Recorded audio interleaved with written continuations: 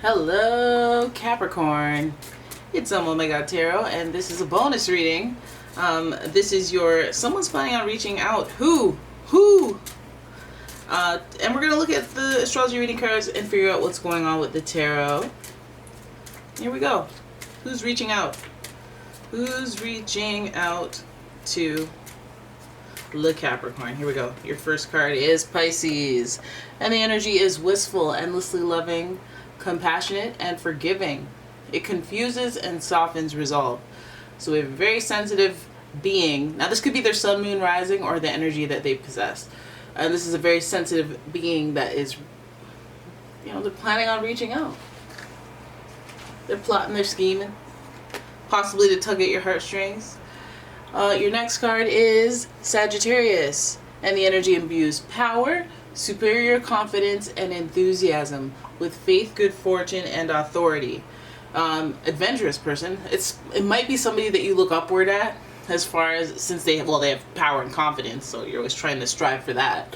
But this person may have some adventurous energy that you find it titillating and excitable.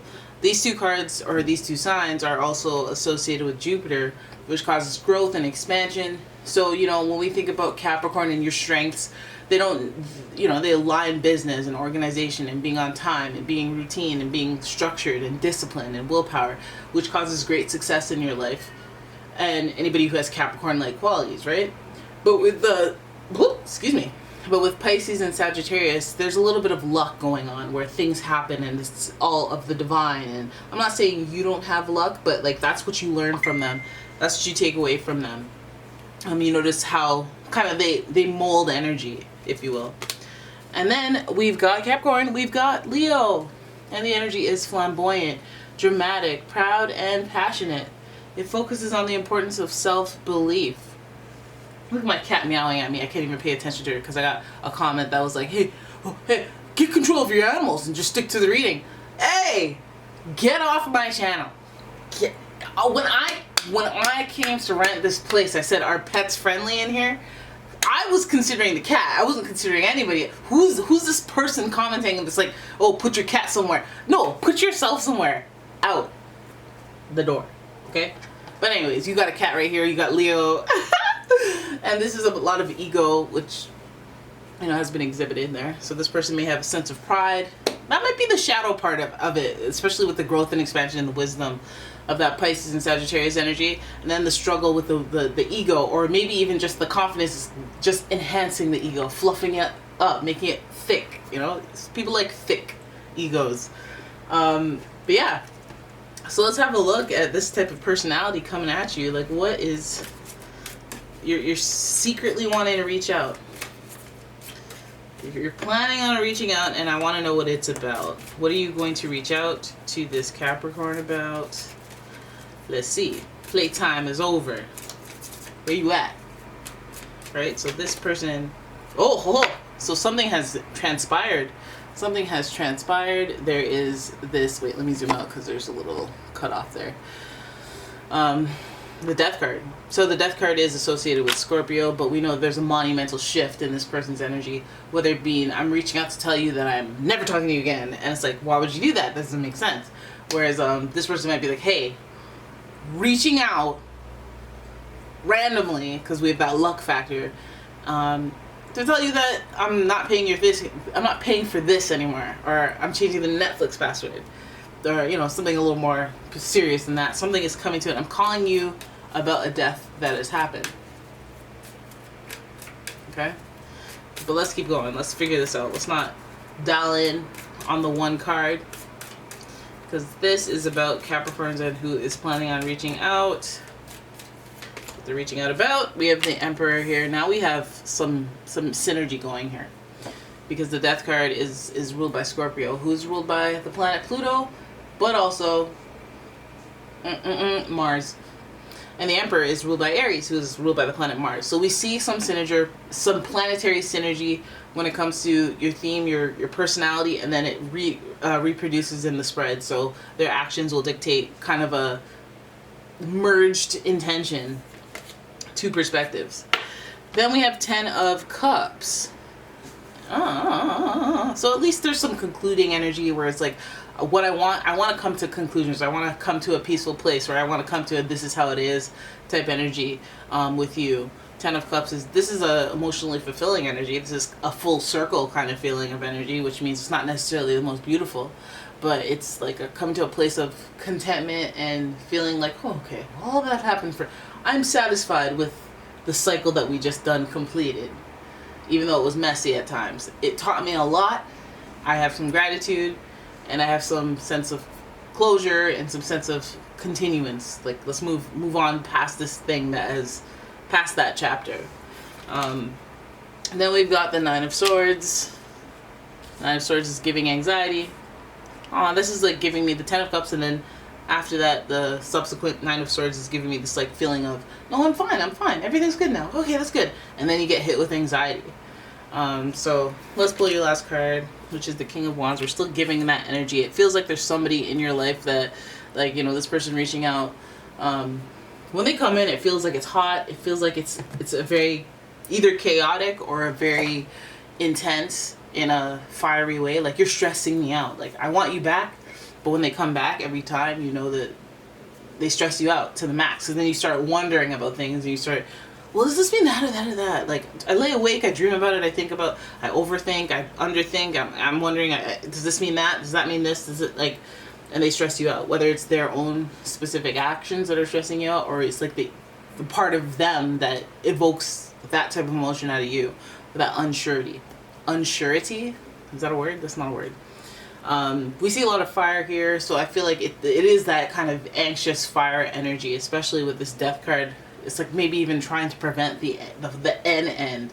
Like, maybe somebody's taking a break from you, or you've taken a break from them, and they're planning on reaching out to you to put an end to this. And this is like something that is very clear and very obvious in the sentiment of what the imagery is of the Death card. It's like, it's a matter of perspective. Some people are dreading it. Some people are like okay with it.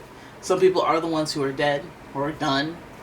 And, you know, there's multiple personalities that are involved here, and there's multiple perspectives. So I don't know what the Death card means to you. Like, maybe maybe this person reaching out to say, I'm never reaching out again, or I'm never talking to you again, or I don't want, like, maybe them reaching out to tell you that something's coming to a close is good for you. Maybe it gives you that 10 of Cups feeling where you're like, okay, well, this is full circle. At least I got closure. At least it didn't ghost. And you can walk away feeling good about that. That's your reality. Whereas this person might be like, okay, well, I'm going to do the most. You know, I'm the king. I have a lot of power. I have a lot of ego. I'm going to cut this off, knowing full well that I can come back. I don't care how you feel. I don't care if this stresses you out. I'm just going to do my actions. I feel like these actions are because of, they're part of a cluster of actions, just because we have so much fire here. It's this desire to be free with the Sagittarius energy, and this ego to want to boost or gas up. So these actions are dictated by a sentiment of a person that is just wanting to go, go, go, go. And if you wanted to maybe settle down with this person or have something stable emotionally, I feel like it becomes clear whether or not you can. I feel like for the most part, it's like this person is on the go, go, go and wanting to do a bunch of stuff and wanting to be adventurous, fluff their ego. They want romance. They want to explore. So that doesn't give me the sense of like, oh, I want you, babe, and only you, and that's all. It gives me more like, I want to keep doing my thing and doing stuff out there. And even with that information, it may not break your heart. It may be like, well, hey, thanks for telling me. Hey, you know? And this Nine of Swords, I feel like there might be some residual anxiety that has you come into some conclusions about this person. And maybe it's a thing where, you know, this person, it's almost like there's two fiery, kingy kind of things going on here. The King of Wands and the Emperor, it's giving me a person that's like, they know they have the upper hand, but there's just stuff that you're not stopping them from doing. So whatever they're giving you is like almost like they're being real about it. They're trying to give you a means to an end. Like, here's how you can be happy. You know, want to see you happy even if it's not with me. Tell me what you want from me. Type energy. But they know it's like, I know I'm a dog. I know I'm going to do this, that, and the other thing. So let me just try to be real with you. And I know some of you guys are like, all right, thanks for the heads up. I'm just not going to answer my phones because I know what's coming. Or like, I'm just like, I'm gonna psychologically get ready. Like when they're about to blindside you on Big Brother, they tell you before the broadcast or before it's aired live, so that you don't look like oh my god, so you don't get gross, you know, get snotty and stuff like that. They don't want it. They don't want that for you. I feel like that's what this person may be doing, some sort of like, not blindside, but I'm saying like there's a lot of fiery energy that might blindside you. There's that Pisces energy of sensitivity. Maybe they've been putting it off because they don't want to hurt your feelings or whatever. But I feel like 10 of Cups, it fills your cup. It gives you hope. It's like, okay, well, you're not in that space right now. I don't, you know, you come to some sort of conclusion that emotionally feels okay. And there's no heartbreak up in here. There's a little anxiety about the situation. I feel like, you know, what they tell you is the truth and you like that, but then when you think about it, it kind of makes you feel bad or like stresses you out, or you think about it and you're like, that sucks though. Like they want to see all these other people and maybe there's hope in the future. Maybe it's okay that I'm still on these dating apps and this can work for me. This death, this ending, like they're going to what, London, the UK for like, well, some of you guys are in the UK. They're going to like Bahrain, and like they're just like, nah, I'm not gonna be here. So you can do whatever you want, and you're like, okay, no, I'll do me. That's kind of stressed me out, sad, because now I know that you're gonna go do you. But no, it's more I think about the details. But like, how about this? I just focus on the fact that we're done for now. We're done, and I could meet somebody too. Anything could happen. Anything goes when it comes to bros. And yeah, King of Wands, the Emperor. I feel like this person's like actively trying to make stuff happen, and they might come to a conclusion of what they want after the fact, whether it's like something you would like or would not. But you'll never know until you get there. And like, don't rid yourself with a bunch of anxiety about it. Just be like, hey, I can meet somebody too. Let me stay active in these streets. Let me stay out here in these streets, open and available, ready for service. Okay? Because nah, you're not gonna break my heart.